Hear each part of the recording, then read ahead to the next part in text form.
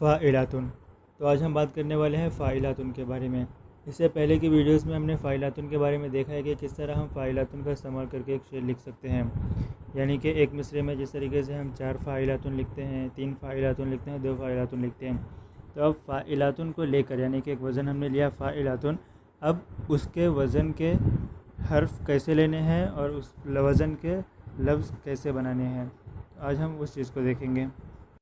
सबसे पहले हम फ़ाइलातुन की तख्ती करेंगे, यानी कि फ़ाइलातुन को और टुकड़ों में तकसीम करेंगे। जैसे पूरे मिसरे में 4 फ़ाइलातुन होते हैं, तो हमने एक फ़ाइलातुन लिया। अब उस एक फ़ाइलातुन के हम 3 हिस्से और करेंगे। तो उसके 3 हिस्से हैं फ़ाइलातुन। ये तीनों हिस्सों को हम लेंगे। तो सबसे पहले हम फ़ा को देखते हैं कि फ़ा के वज़न में कौन कौन से हर्फ आएंगे। तो फ़ा में देखिए, फ़ा हरकत में है, अलिफ साकिन है। तो इसके हिसाब से जो हर्फ आने वाले हैं, जो लफ्ज़ आने वाले हैं, वो है ये, वो, जब, कब, हम, गम, आ, जा, का, के, है।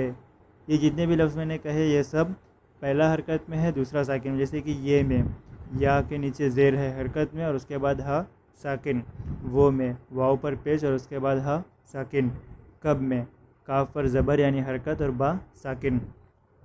तो फ़ा जो है हमारा, उसमें फ़ा हरकत में, अलिफ साकिन।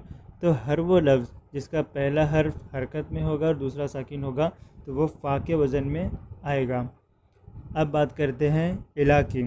इला में देखिए, आइन पर ज़ेर, लाम पर ज़बर और उसके बाद अलिफ साकिन, यानी कि 2 हरकत और एक साकिन। तो इसके वज़न में आने वाले जो लफ्ज़ हैं वो है यहाँ, वहाँ, मिला, सिला, जुफ़ा, खफ़ा, बदन, करम, सिमट, गलत, कभी। ये सारे जो भी अल्फाज मैंने कहे, ये सब इला के वज़न में आएंगे। जैसे कि यहाँ, या हरकत में, हा हरकत में और अलिफ साकिन। नून गुन्ना, वैसे नून गुन्ना अगर देखा जाए तो ये कोई हर्फ है नहीं, ये बस एक इशारा है कि हमारी आवाज़ यहाँ पर नाक की तरफ जाएगी। ये कोई हर्फ की तरह नहीं पढ़ा जाता। वहाँ भी उसी तरीके से मिला, मीम हरकत में यानी कि ज़ेर, लाम पर ज़बर यानी कि हरकत में और उसके बाद अलिफ साकिन। जुफ़ा, खफ़ा, बदन, करम, सब में देखिए शुरू के 2 जो है वो है हरकत में और जो आखिर का है वो है साकिन। तो इला उसके जो वज़न के बराबर है, वो सब ये सारे अल्फाज है। बदन, करम, सिमट, गलत, कभी, ये सारे जिसके 2 हरकत में और तीसरा साकिन में। अब आखिर में है तुन। फ़ाइलातुन का जो आखिरी का है वो है तुन। तुन में भी देखिए ता हरकत में है और नून साकिन है। और इससे पहले हमने देखा था फ़ा, जिसमें फ़ा हरकत में, अलिफ साकिन, यानी कि पहला हरकत और दूसरा साकिन में। तो फ़ा और तुन ये दोनों एक ही वज़न में है। तो जो लफ्ज़ फ़ा के इसमें आएंगे, वही लफ्ज़ तुन के इसमें भी आएंगे। यानी तुन के इसमें ये, वो, जब, कब, हम, गम, ये सब फ़ा में भी आएंगे और तुन में भी आएंगे। दोनों का वज़न सेम है।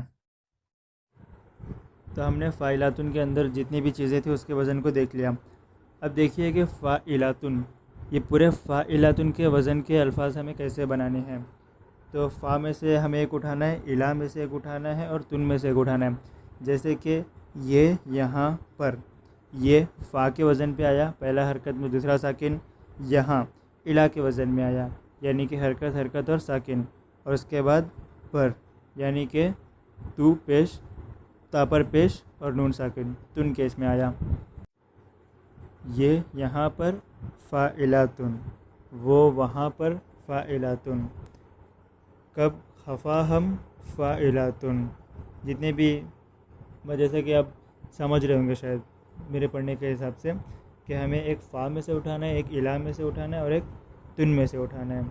वो मिला जब, फ़ाइलातुन। करम, ये सॉरी, का, करम, ये फ़ाइलातुन। समझ रहे होंगे आप मेरे ख्याल से। अब ये जो हम देख रहे हैं वह एक फ़ाइलातुन के वज़न को देख रहे हैं।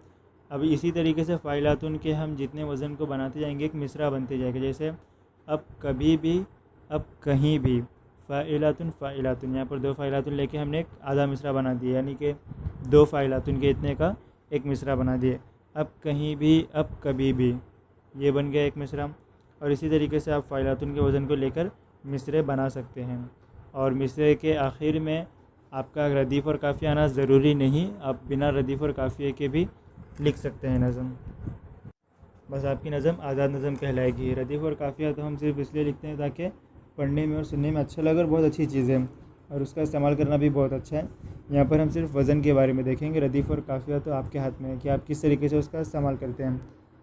तो उम्मीद करता हूँ कि आपको वीडियो समझ में आ गया होगा। अगर नहीं आया तो कमेंट में करो, जब तक समझ में नहीं आएगा तब तक वीडियो डालते रहेंगे।